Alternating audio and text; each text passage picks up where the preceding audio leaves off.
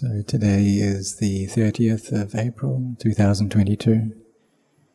It's the end of this month, and in just one fortnight it will be Visakha Puja, the day that the fully awakened Buddha contemplated, attained to awakening, and contemplated into the 12 aspects, the 12 links of the Paticca Samuppada, dependent origination. But before his awakening, before that understanding, he had to develop this wisdom in order to defeat ignorance.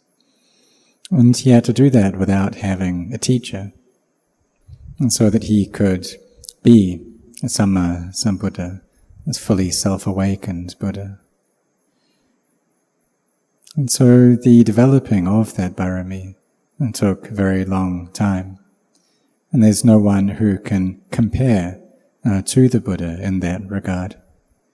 The sacrifices that he went through, sacrificing his life, his flesh and blood, many, many times. Each life that he took was great sacrifice. Even the things that he loved dearly, his children, his wife, he was willing to give up for the sake of Bodhiyana, this awakened knowledge. So we chant, recollecting the Buddha, the Dhamma, the Sangha. Now these are the highest refuges for us. And it's not easy to be able to get this opportunity to chant in homage of the Triple Gem, to listen to the Dhamma, the teachings of the Buddha, until we can gain an understanding of those. But there may still be doubts within our hearts, and questions that are there. We may have this faith that the Dhamma is the highest, but we may doubt ourselves, thinking that I can't do it. But we shouldn't deny ourselves that possibility, that we're able to do it. We shouldn't think, this is impossible for me. You shouldn't think that I can't do this. Because if we think that I can't do it, then we won't be able to do it. So we need to bring up this confidence in ourselves, thinking I can do this, this is possible for me, and then need to put in effort. And because in the beginning of the practice, nothing about it is easy. We need to speak less than what we normally do, need to speak words that are straightforward, that are straight in line with the truth, that aren't frivolous, that aren't divisive or harsh, that don't hurt anyone's feelings. And we need to speak truth as well. We need to train ourselves like this, not harming anyone through our actions of body or speech. And this is what we call sila, or virtue. And it's very hard for Puthujjanas, those who are still thick with defilements, to be able to do this. Because these kinds of people, they like just following their moods. If they think of something, then they just do that. And they don't have the required mindfulness or awareness to be able to show self-restraint. And so it's hard then to train, to keep the precepts and to practice. It's hard just once a week to keep the 5 precepts or the 8 precepts, and even more so to meditate. But for those who do have this faith, who do have merit, then they can do this. Keep sila, they can chant, they can cultivate samadhi, they can cultivate their minds, and so that wisdom is able to arise. Because this panya, it requires firmness of mind. The mind needs to be collected in samadhi. And for the samadhi to be collected, there needs to be virtue as well. So we can try reflecting and asking ourselves, well, from the time that these minds were born into these forms, have we really trained ourselves before? Or have we just allowed ourselves to follow our own hearts, to follow our moods? And before perhaps we didn't know these noble truths of dukkha, the suffering, its cause, its cessation, and the path leading out of that. Everything we did was just for me, belonged to me. But perhaps we've been lucky in that the suffering that we've experienced, it fades quite quickly. It's not a lot and it goes away quickly. But if we get to a point in our lives when that suffering comes up and it stays for a very long time, or perhaps it comes up very frequently to the point where it really disturbs our lives, where it causes a lot of chaos and unsettledness. And then we start to understand how initially, being born, we did things just for me, for the sake of me. But then we meet with this noble truth of suffering. And so we kind of turn our lives in order to try and find a path out of that. Because the Savakas, the awakened disciples of the Buddha, in the past, during the time of the Buddha, and in this present day and age, they all sought out this path to the freedom from suffering as well. And there's just one path that gets there. And this is the supreme, the best way. This path of sila, samadhi, and panya, of virtues, karmic collectedness of heart and wisdom. And these have immense value for us. We see that in this present day, that if people just kept this first precept, abstaining from taking life, as panatipata, and then there wouldn't be harming like there is now.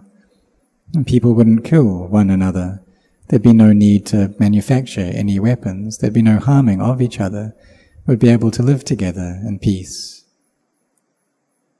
And if everyone kept all of the 5 precepts, then there would be such great peace in this world. There wouldn't be any chaos. So we need to be cautious of these minds of ours, because those who care for their minds will escape from Mara's snare, which is this trap of suffering. So those people who have faith, this belief, conviction in the Dhamma of the Buddha, should take that and use it to practice. And if we gain real peace, then we'll gain even more faith. We come to train in samadhi, developing mindfulness and clear awareness, and then we can gain a clarity of understanding, and our faith just grows and grows through that. So if we just have faith, well, faith is a very good thing, but it's possible for that to not be firm as well. It's possible for that to change. But when we come to practice generosity and virtue, and we start seeing the benefits of that as well. And then based upon that foundation, we can engage in the practice of meditation, of training, making our mindfulness better, our samadhi more firmly established, really grounding the mind in peace to the state where there's no agitation there. There's no doubts left in this path of practice. And this is a very good state to be in. Because before there could be so many doubts, the mind could be so stirred up. But when peace arises, and then the mind becomes settled, it's not chaotic anymore. There's understanding which replaces the doubts that we once had. And when we're relieved of these doubts, then we can contemplate into this body, and seeing it as just being earth. How it starts off as just being like a little pebble, and just this small bit of earth in our mother's womb. And then as the different elements gather, you gain more earth element through the food and more water element through the liquids. And then the air element and the fire element gathers and this body grows. But the mind attaches to it as being me throughout this whole process. When it's just like this tiny pebble, it's me. When it's a fully grown body, it's me. And then when it gets old, then I am old. When it gets sick, I am sick. And when it dies, it's me that's dying. And we cling tightly to this. And this is Sakkaya Ditthi, the self-view. And so the views that we hold, they're very important. It could be this view of conceit as well. Maybe we can be conceited in our bodies, in the views that we hold, even in our goodness. And so the goodness that we do, if we attach to even that, it too becomes a cause of suffering. We think that I am correct, but if we cling to that correctness, then that is incorrect, that's wrong. We do things that are right, but people say that we're not right, and then we suffer. So we need to be cautious around our hearts here as well, seeing how these things are just conventions, and we shouldn't forget or neglect contemplating into conventions.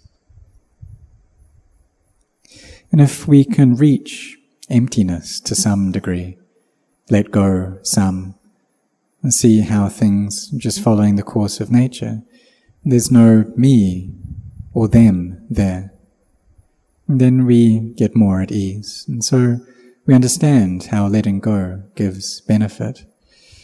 Because if we're not able to do that, then there'll just be this chaos and agitation.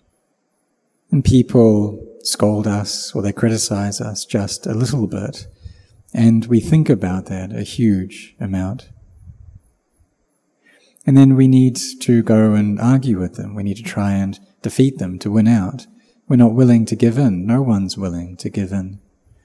Because right from the time we were born, we think that I am the best, I am the greatest. And so we need to try and win out over other people. And see how being born into this life, it's like we had to kind of defeat 10 million others in order to be able to get born. So we have this feeling that I'm not going to give in. But if we don't give in, if no one gives in, then things get quite chaotic. So we need to train ourselves in this, in being able to put this down and being able to give in some, and torturing ourselves, torturing these defilements and seeing how hot they get. And so we meet with, face to face, with this conceit, the sense of self here. The defilements really come up here, and we see that this is what they're really like. It's like when I first ordained, I went through many trials and tribulations, had to go through, meet with many, many different things. And before I went to the monastery, I'd also had many experiences. This rapture came up for 3 days and 3 nights. I saw into the state of the Dhamma. And also, before my ordination, I thought about it so much. I kind of thought all around the world about everything from every aspect and how I would ordain until I was able to do that, to go to the monastery. But when I went to the monastery, and there was a little novice that I met with, and it was like he was the boss, he was the owner of the place. And I was just an anagarika. I was just kind of a lay person dressed in white. And this little novice, well, what did he do? Well, he pointed at a spittoon and said, "Hey, anagarika, go wash that for me."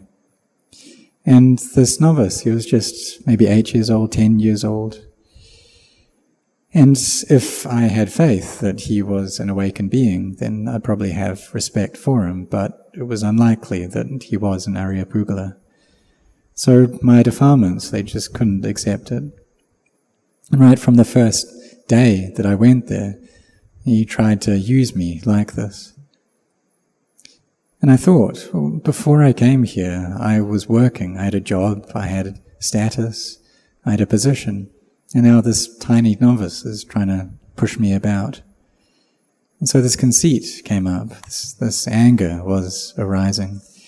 But I also had mindfulness there, aware of the anger. And so I didn't let myself shout at him or scold him or even argue back. I just did what he said. And so this novice had been there for a while. And he got this feeling that I've been here longer, I've trained longer than you have. And so this conceit came up. And so there are three kind of levels of conceit. There's this conceit that I am better or I'm equal or I'm worse. And there was also, so sometimes when I would pass by his kuti, he would shout out to me like he was a very senior monk and say, come and shave my head for me. And I didn't want to do it, but I went against the feelings in my heart. And I knew that if I refrained from shaving his head, then that would just be acting through defilement. So I went against those defilements. Even though I didn't want to do it, I forced myself to do it. And my mind could get really hot, and so I had to be careful that while I was shaving him, I didn't shave too forcefully, because then I'd end up by cutting him and making him bleed. If there was anger that flashed up, and I kind of shaved through that anger, then I would be going against my sila, my precepts, because I would be harming him. So this was a good test for my meditation practice. And sometimes there were also senior monks who could act in conceited ways as well. They would use the more junior monks. And whatever they wanted, they would just tell me to do that. If they wanted to use me, then they would use me and push me about. And so this could create quite a lot of chaos in my mind. But sometimes when we don't follow our moods, then it's quite miraculous. The mind can be quite still. It can get very peaceful. And there's no anger. The mind's not hot anymore. This is even more the case if we're able to contemplate until we reach emptiness. But before we get to that point, we have to get over, pass through many of these really strong emotions. Need to try to keep our sila, need to endure, forbear. And when this conceit comes up, then we reflect upon that, and thinking how in just a little bit of time I'm going to die. I'm going to die, this other person is going to die, and so why harm each other? And then when samadhi comes up, then things get lighter, things get easier. But before that, it can be real torture. We don't want to give in. The mind's just full of itself, and full of self, full of conceit. And so we have to really endure at that point. Because if this world is devoid of sila Dhamma, this quality of virtue, well, that's the end of things, and the world will be destroyed. So therefore we need to train. We need to have this virtue, train in that. We need to forbear, to not shout, to not insult, to not injure, and to not cause suffering. And if we do that, then we're on the path to the end of suffering. We're developing this sila, parami, and then through that our samadhi will become well established. So we should try to do this, try to put in effort. And when we see these bodies as not self, anatta, then our hearts get very light, and there's no eighth life left at that point. And so may you set your heart on this.